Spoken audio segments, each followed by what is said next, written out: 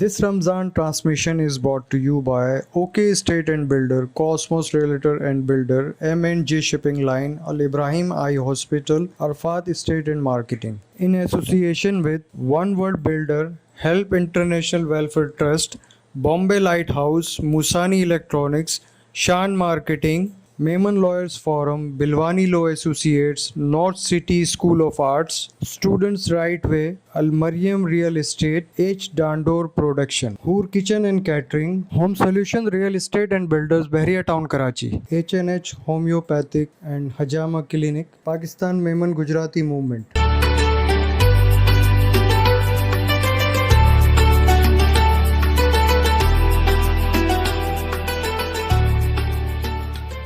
औज़ुबिल्लाहि मिनश्शैतानिर्रजीम बिस्मिल्लाहिर्रहमानिर्रहीम रब्बिश्रहली सदरी व यस्सिरली अमरी वहलुल उक़दतम मिन लिसानी यफ़क़हू क़ौली रब्बि ज़िदनी इल्मा रब्बि ज़िदनी इल्मा रब्बि ज़िदनी इल्मा आमीन सुम्मा आमीन या रब्बुल आलमीन। अस्सलाम वालेकुम नाज़रीन, आपके पेश खिदमत है डॉक्टर हिरा अनीस बूमबिया एक बार फिर सेहतमंद रमज़ान के साथ। जैसे कि नाज़रीन आप जानते हैं कि हमने एक बार पहले भी आपको नेचुरल मेडिसिन के बारे में बताया था कि नेचुरल मेडिसिन क्या है, उससे क्या फ़ायदे होते हैं और वो हमारी लाइफस्टाइल में हम अगर इनकॉर्पोरेट कर लें, उसको हम अपनी लाइफस्टाइल में मिला लें तो फिर हमें कितने फ़ायदे हो सकते हैं और हमारी लाइफस्टाइल अगर हम उस हिसाब से तब्दील कर लें तो लाइफ टाइम हम अपनी सेहत को बेहतर महसूस कर सकते हैं।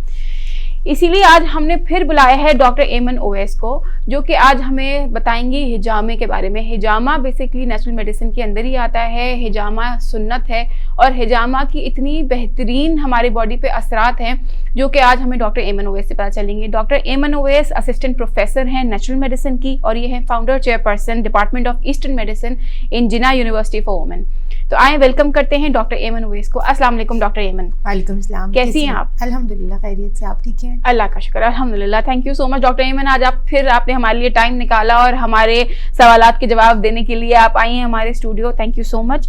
अच्छा डॉक्टर एमन, जैसे कि सबको मालूम है आजकल थोड़ा सा रुझान बढ़ा है लोगों का हिजामा की तरफ। लोगों को थोड़ा बहुत नॉलेज आया है कि हिजामा सुन्नत है और हिजामा से हमारी बॉडी पे असर आता है। तो जिन लोगों को इस चीज़ की नॉलेज थोड़ी कम है उसके लिए आप बताएंगे कि हिजामा क्या है बेसिकली?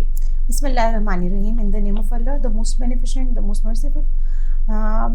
जिस तरह से आप हिजामा के हवाले से जानना चाह रही हैं, हिजामा एक सुन्नत तरीका इलाज है। हमारे यहाँ पर पाकिस्तान में इसने एक काफ़ी अरसे के बाद अब दोबारा से सर्च लिया है, बहुत आम हो रहा है, बहुत फेम ले रहा है क्योंकि इसके जो रिज़ल्ट्स हैं बहुत मार्वलस हैं। बहुत ज़्यादा लोग इससे बहुत ज़्यादा बेनिफिट हासिल कर रहे हैं। हम लोगों के जो लोग कुछ लोग जो सर्टिफाइड हैं वो लोग जब प्रैक्टिस करते हैं हिजामा कपिंग करते हैं तो उनके लिए इन्वायरमेंट बहुत ज़्यादा हाइजीनिक होता है। लेकिन माजरत के साथ वो लोग जो कि सिर्फ सुन्नत के एतबार से कर रहे हैं उन लोगों को भी चाहिए कि अगर वो सुन्नत को प्रमोट करना चाह रहे हैं और सुन्नत को प्रमोट करने के लिए कर रहे हैं तो मैं इस तवज्जुह से उनको पैगाम देना चाहूँगी कि काइंडली आप लोग एटलीस्ट अपनी जिस जगह पे आप उसको कर रहे हैं हिजामा को सुन्नत कह के कर रहे हैं प्रैक्टिस, उस जगह को हाइजीनिकली क्लीन रखें। पेशेंट टू पेशेंट आपको इतना नॉलेज होना चाहिए कि मरीज़ में किस शिद्दत का है, आप उसको हिजामा के किन पॉइंट से ट्रीट कर सकते हैं और आपको ये नॉलेज होना चाहिए कि आप मरीज़ को कब हिजामा नहीं लगाएंगे। हमारे यहाँ सुन्नत के नाम से इसको हम वायलेट कर रहे हैं रूल, मतलब इस चीज़ को बहुत एक्सप्लाइट कर रहे हैं कि हम सुन्नत का नाम भी ले रहे हैं, हम मरीज़ को पर्सन को चार्ज भी कर रहे हैं और हम ये भी नहीं जानते कि क्या इस मरीज़ पे इस तकलीफ़ के लिए हिजामा करना भी चाहिए या नहीं। जैसे मैंने आपको अपने पिछले प्रोग्राम में भी बताया था कि हिजामा करने के लिए हमारे पास स्पेसिफिक रूल्स हैं, स्पेसिफिक बताए गए हमारे पास वेज़ हैं कि हमें कब हिजामा करना है, कब हिजामा नहीं करना, और हमारे पास जो इन्वायरमेंट है वो किस तरह से हाइजीनिकली क्लीन होना चाहिए। जैसे आपने सुन्नत की बात की तो सुन्नत से हमें एक ही हिजामा साबित है that is called as wet cupping, या जिसमें हम ब्लड लेटिंग कराते हैं। अच्छा, तो और कितने किस्म के हिजामाज हैं? हिजामा क्या बहुत मुख्तलिफ किस्म के होते हैं? जी, और जिस तरह के आपने कहा कि सुन्नत में अगर एक ही है तो बाकी सारे कहाँ से आए हैं? जैसे देखिए, दिस इज़ चाइना में है ट्रेडिशनल चाइनीज़ मेडिसिन जिसको TCM कहा जाता है। वो लोग डिफरेंट तरह के हिजामास प्रैक्टिस करते हैं, जिस तरह से जो एक स्टेगनेंट हिजामा होता है जिसे हम एक ही प्लेस पे कप रखते हैं और उसको वहीं पे रहने देते हैं, मूव नहीं करते। दिस इज़ कॉल्ड स्टेगनेंट हिजामा या प्लेस्ड हिजामा। वो सारी बीमारियों के लिए एक ही तरीका है? नहीं, डिफरेंट है। डिफरेंट, अच्छा, एक जगह पे रख के वो उस बीमारी को ट्रीट कर लेते हैं जो भी। This is again different. अच्छा अच्छा, जिस तरह से हम आजकल स्पोर्ट्स या एथलीट्स के पेशेंट्स के लिए हिजामा बहुत ज़्यादा फेम ले रहा है, क्योंकि इम्यूनिटी इनहेंस करता है, क़ुव्वत मुदाफ़अत बढ़ाता है, पेशेंट की जो है वेल बींग इनहेंस करता है, उसका इनर पीस और उसका थ्रेशोल्ड इंक्रीज़ कर देता है। इसके अलावा वो क्या करता है कि पेशेंट में जो भी उसका किसी भी चीज़ को सोचने से समझने की सलाहियत को बेहतर करता है, ब्लड की डिटॉक्सिफिकेशन करता है, सबसे बड़ी बात। तो ये सारा हिजामा आप वेट हिजामा के बारे में बता रही हैं? ये हम लोगों ने जो इससे फ़ायदा हासिल किया वो वेट हिजामा से कह रही हूँ। अच्छा। लेकिन इसके अलावा भी हमें तमाम तरह के हिजामा से फ़वाइद हासिल होते हैं। जो लोग मसल एक्स का शिकार होते हैं, जो लोग मसल एटोनी का शिकार होते हैं, जिनके मसल्स में कोई वीकनेस हो जाती है, जिसके पट्टे वीक हो जाते हैं, या हाँ एग्जैक्टली, उन लोगों में हम फिर जो है मसाज कपिंग करते हैं। मसाज कपिंग ये होती है, वैसे in generalize cupping is of 3 types. एक वेट कपिंग होती है, एक ड्राई कपिंग होती है। अब हमारे पास कपिंग करने के लिए जो इक्विपमेंट्स होते हैं, एक अभी तो हमारे पास मशीन्स आ गई, स्पेसिफिक गॉज मशीन्स हैं जिसको हम लगाते हैं और वहाँ से जो है हम प्रेशर खुद ही अपनी मर्जी का एडजस्ट कर लेते हैं। पहले हमारे पास गन्स हुआ करती थी जिससे हम वैक्यूम क्रिएट करते थे। सिलिकॉन के कप्स होते हैं, disposable cups, once used cups होते हैं, आप उसको एक दफ़ा पेशेंट पे इस्तेमाल करते हैं और उसको डिस्कार्ड कर देते हैं। ठीक है।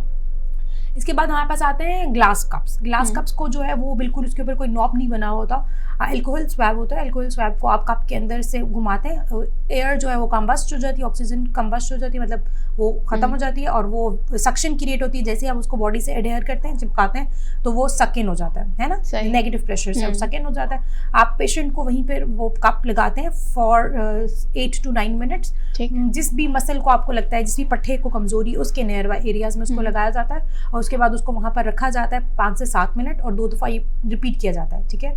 अगर आपको उस पेशेंट का मसाज करना हो या मसाज कपिंग करनी हो तो फिर हम मेडिकेटेड ऑयल्स यूज़ करते हैं, एक अच्छी लुब्रिकेशन मिल जाती है और आपका जो भी कप होता है उसको ग्लाइड करने में, मतलब जो आप उसको मूव करें ना, फ्रिक्शन कम मिलती है और वो अच्छे से आप उसका मसाज कर सकते हैं। तो जहाँ पर भी एडहेरेंस होती है या जहाँ पे भी कोई स्ट्रक्चर इस तरह से रुकावट हो रही होती है, वो फ्लो में आ जाता है। जब ब्लड फ्लो में आ जाता है तो पेशेंट जो है वो अच्छा महसूस करता है।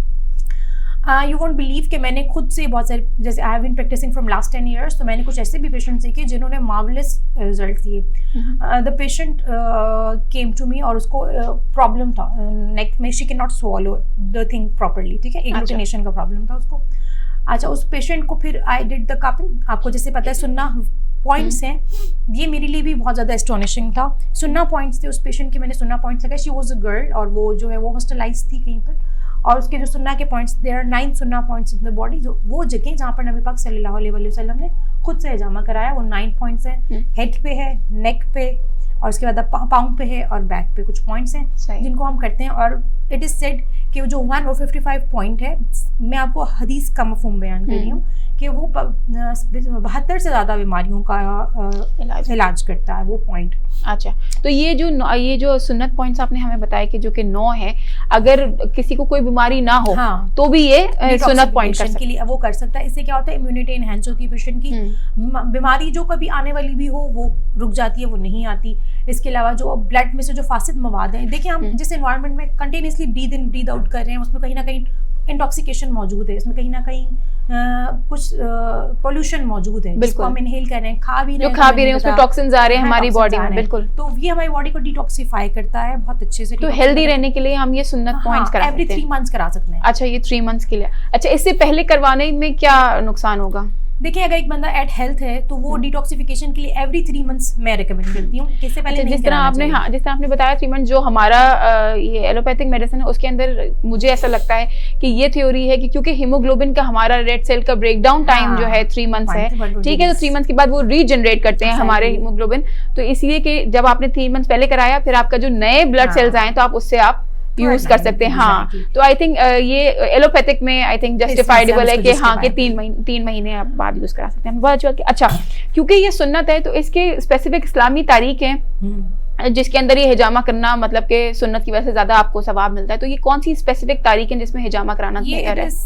हर चांद की, ये लूनर मंथ की चांद की 17, 19 और 21 की 3 तारीखें हैं जिन पे इसको किया जाता है सुन्नत से, या फिर हमें नबी पाक सल्लल्लाहु अलैहि वसल्लम की कॉल से ये चीज़ मिलती है कि अगर आप चांद की 17, 19 से 21 तारीख को हिजामा कराएंगे तो आपको बेस्ट रिजल्ट्स मिलते हैं। और जो जिस डिज़ीज़ के लिए आप कराते हैं उसका क्यूर रेट बहुत ज़्यादा हाई मिल जाता है, आपके लिए वो मैनेजेबल काफ़ी ज़्यादा हो जाती है। और इसके अलावा इसको ये भी कहा जाता है, बहुत सारे लोग इस चीज़ पे इख्तलाफ भी रखते हैं, लेकिन ये कि आपको सुबह के टाइम पे ये कराना चाहिए। एटलीस्ट 4 घंटों तक आपने कुछ खाया हुआ ना हो, पी सकते हैं आप खाया हुआ ना हो कोई सॉलिड चीज़, ताकि आपकी ब्लड सर्कुलेशन आपकी डिजीज़ एरिया की तरफ ज़्यादा जाए। और क्योंकि हम सुपरफिशियल स्किन को इंसियन देते हैं, सुपरफिशियल स्किन को जब अगर हम इंसियन देते हैं तो हमारे पास वहाँ से ब्लड जो है जो निकलता है तो वो बहुत ज़्यादा टॉक्सिन लिए हुए होता है। ठीक। अच्छा, जैसे आपने बताया कि 3 महीने का गैप होना चाहिए जब अगर इंसान को बीमारी ना हो और सुन्नत हिजामा कराने के लिए। अगर किसी बीमारी के लिए इंसान करवा रहा है तो फिर उसमें कितना गैप आप एक्सपेक्ट करती हैं कि पेशेंट उतने गैप के बाद आए?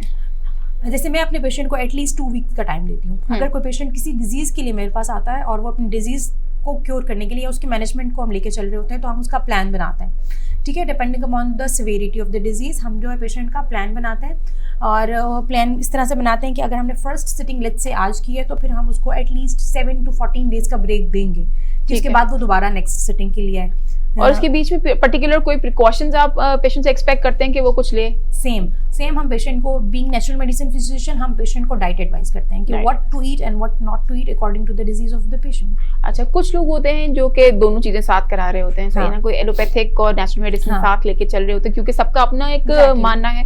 तो उसमें जिस तरह कुछ लोगों को हार्ट की बीमारी होती है या एक पर्टिकुलर एज के बाद ये लोग जो है खून पतला करने की दवाइयां हैं जिसको एंटीप्लेटलेट्स कहते हैं, वो लेना शुरू करते हैं। अब जब कपिंग थेरेपी, उसमें तो आप ब्लड लेट डाउन ही कर रहे हैं, इसमें खून ही निकाल रहे हैं, तो इसके अंदर ये इन पेशेंट्स को जो कि ये ले रहे होते हैं एंटीप्लेटलेट्स या खून पतला करने की दवाई, उनके लिए आप लोग किस तरह उसको लेके चलते हैं? देखिए, जो मरीज़ हमारे पास आते हैं, जब भी हम हजामा करना चाहते हैं किसी भी मरीज़ का, तो हम पहले उसकी एक प्री सेटिंग करते हैं। प्री सेटिंग करने में हम पेशेंट की तमाम बेसलाइन एवेल्यूएट करते हैं। पेशेंट की बेसलाइन एवेल्यूएट करने में उसकी पूरी हिस्ट्री हम लेते हैं कि पेशेंट कौन कौन सी क्रॉनिक इलनेसेस से सफ़र कर रहा है, उसको पहले कोई रिस्पिरेटरी या कंजेनिटल डिसऑर्डर तो नहीं है, या उसका एज भी इतना कम तो नहीं है कि हम कपिंग परफॉर्म ही ना कर पाएँ। तो हम पेशेंट की तमाम चीज़ें एवेल्यूएट करते हैं। उसके बाद उसको बताते हैं कि अगर वो इस तरह की कोई खून पतला करने वाली दवाई पर था तो उसको वो 5 से 7 दिन पहले स्टॉप कर दे, ठीक है। जब वो हमारे पास आए तो 5 से 7 दिन उसने वो दवाई ना खाई हो, ताकि वो एक्स्ट्रा ब्लीड करके किसी और प्रॉब्लम में ना फंसे। और फिर ये हम जब तक सेशंस कर रहे होते हैं तब तक आप उसको रोके रखते हैं, और उसके बाद जब ये सेशंस आपके फिनिश होते हैं तो फिर वो कंटिन्यू कर सकते हैं। ठीक है, सही। अच्छा, ये जब आप कपिंग शुरू करते हैं तो फर्स्ट डे तो इसका इफेक्ट आप एक्सपेक्ट नहीं करेंगे, तो मतलब ज्यादातर लोगों को आप कब आपके पास आते हैं कि कहते हैं कि हमें इसका बेहतरीन इफेक्ट, क्योंकि कुछ लोग हर किस्म की बीमारी के लिए करवाते हैं, कुछ लोग जो है इसको अपने के लिए कराते हैं। हाँ, बहुत सारी बीमारियां जब मैंने सुनी है और लोगों को बहुत फायदा हुआ है। तो कुछ लोग कहते हैं कि मुझे नेक्स्ट डे ही इफेक्ट आ गया, ठीक है, और कुछ लोग कहते हैं कि जिस तरह कोई कमजोरी के लिए करा रहा है, कोई ब्लड प्रेशर के लिए करा रहा है, कोई जो है पेट के दर्द के लिए करा रहा है, बहुत सारी चीजें, तो कुछ लोगों को बहुत जल्दी इफेक्ट आता है, और कुछ लोग कहते हैं कि अभी हमें नहीं इतना नजर आया। तो ये आपका मानना है कि अलग मुख्तलिफ बीमारियों में डिफरेंट टाइम पीरियड है इसका, या again chronicity of the illness is important? देखिए, there is always patient to patient variation ना, पेशेंट टू पेशेंट वेरिएशन आपको हर जगह मिलेगी। जो चीज़ आप पे रिस्पॉन्स जनरेट करी है वो ज़रूरी नहीं है मुझ पर रिस्पॉन्स जनरेट करे। मैंने आपको पहले भी बताया, जैसे टेम्परामेंट के ऊपर भी, इसके अलावा पेशेंट की जो है वो इलनेस के ऊपर भी, और पेशेंट के थ्रेशहोल्ड के ऊपर भी। कुछ लोगों को बहुत जल्दी रिजल्ट मिलता है, कुछ लोग टाइम लगाते हैं। इवन कि अगर हम कोई छोटी सी भी एप्लीकेशन करें किसी चीज़ की तो हमें टाइम चाहिए होता है। जिस तरह से अगर हम लोग, मैं अगर आपको एक एग्जांपल दूं कि एक पेशेंट, एक फीमेल हमारे पास आई और शी कैन नॉट वॉक, उसका कोई क्लॉटिंग होगी किसी एक स्पेसिफिक एरिया पे, उसके टांग में बहुत शदीद दर्द था, और even immediately after cupping I am the witness of that, immediately after cupping only for, हमने उसको मसाज कपिंग भी की और वेट कपिंग भी की। कुछ पॉइंट्स पे हमने मसाज कपिंग की और कुछ पॉइंट्स पे हमने जो है उसकी वेट कपिंग की, और शी इमीडिएटली टोल्ड के उसका पेन जो है वो रिलीफ हो गया है। वो जो उसको पेन था वो स्ट्रक्चर की वजह से था उसका पेन, या उसको कहीं पे वो मसल का वीकनेस हो रही थी, हिंड्रेंस थी उसको, बिल्कुल वो रिलीव हो गई और वो के उसका पेन रिलीफ हो गया। ठीक है, आपने बहुत अच्छी बात बताई, क्योंकि आंखों देखा होता है तो फिर इंसान को बिलीव ज्यादा होना शुरू हो जाता है उन चीजों पे, और क्योंकि ये सुन्नत है तो इसमें कोई डाउट ही नहीं कि ये हमारे लिए बेहतरीन होगा। अच्छा, ये एक आखिरी सवाल आपसे ये है कि लोग समझते हैं कि ये कपिंग थेरेपी आपने खून निकाला है तो इससे कमजोरी हो जाती है, इसके बारे में थोड़ा सा बताएं कि भाई मतलब ये किस तरह हम इसको लेके चलते हैं? देखिए, खून निकाला कमजोरी हो गई तो मैंने नहीं देखा कभी ऐसे। बहुत सारे मेरे पास इतना ब्लड थोड़ी निकलता है, नहीं निकलता। पर कप 2-3 ml हाँ हो रहा है और मल्टीपल हाँ 3 to 5 ml निकल रहा है, लेकिन आप स्टिमुलेशन भी तो दे रहे हैं पेशेंट को उसी मकाम पे। जब आप स्टिमुलेट करेंगे पेशेंट को उसी मकाम पे तो आपकी बॉडी वैसे ही रीजनरेशन ज्यादा कर देगी। बिल्कुल, जितना उसने निकाला वो उसको कंप्लीट करने के लिए, देखिए आपको पता है हर बॉडी की एक अपना कैपेसिटी है, उसका एक लेवल है, उसको वो मीट करना ही है। तो जितना आप ब्लड उसका निकालेंगे वो बाय द टाइम उसको दोबारा से रीजनरेट कर ही लेगा। तो बहुत कम लोग जो बहुत वीक होंगे, बस एक मिसकंसेप्शन है कि कमजोरी होती है, कंसेप्शन है। आप पेशेंट को एडवाइस करते हैं कि अगर तो आपको पहले से ही पता है, अपने पेशेंट को पहले से एवेल्युएट कर लिया है, तो आप उसको पहले से ही कहेंगे कि दूध और खजूर का इस्तेमाल तुमने ज्यादा रखना है, ठीक है, जो अगर ताकि एक जहनी वो भी इंसान को स्टिमुलस मिल जाए कि नहीं ये मेरे पास मैं हेल्दी डाइट ले रहा हूँ, तो ये मैं बेहतर रहूंगा। देखिए हम लोगों के यहाँ तो ये भी है कि हम लोग यहाँ पर वो कराते हैं, ब्लड ड्राइव्स कराते हैं, है ना, एवरी 3 मंथ्स हम हर किसी को कहते हैं कि you should donate the blood, you should donate the blood. उसमें तो 250 ml निकल जाता है, 250 ml होता है। तो आप देखेंगे वो भी पेशेंट टू पेशेंट वेरिएशन है। कुछ लोग बिल्कुल भी नकाहत महसूस नहीं करते, कुछ लोग हेल्दी महसूस करते हैं, और कुछ लोग पेशेंट टू पेशेंट हमेशा वेरिएशन आती है। Thank you so much doctor Ayman Owais, आपने आज हमारे लिए टाइम निकाला। आप आखिरी कोई मैसेज देना चाहेंगी हमारी ऑडियंस को? बिल्कुल, मैसेज मैं हमेशा आप लोगों को यही देना चाहूँगी कि जब भी आप कोई भी थेरेपी अडॉप्ट करना चाहें या ऑप्ट करना चाहें तो पहले खुद से उसको पूरी तरीके से समझें, उसके बाद उसकी तरफ जाएं, और जब आप जा रहे हैं तो फिर आप जो भी आपका फिजिशियन है, जो भी आप प्रैक्टिशनर जिसके पास जा रहे हैं उसके ऊपर बिलीव करें और उसको उसकी कहीं भी बात पे पहले अमल करें और फिर दोबारा उसको बोलें कि ये रिजल्ट दे रहा है या ये रिजल्ट नहीं दे रहा। Most of the times patient आपको बताती है, most of the times patient आते हैं फॉलो नहीं करते आपकी गिवन एडवाइस को और कह रहे होते हैं हमें तो फर्क नहीं पड़ा, हमसे पूछते हैं आपने बात मानी थी? नहीं, हम बात नहीं मान सके। बहुत सही बात किया आपने आखिरी में, ये बहुत ही अच्छी बात है।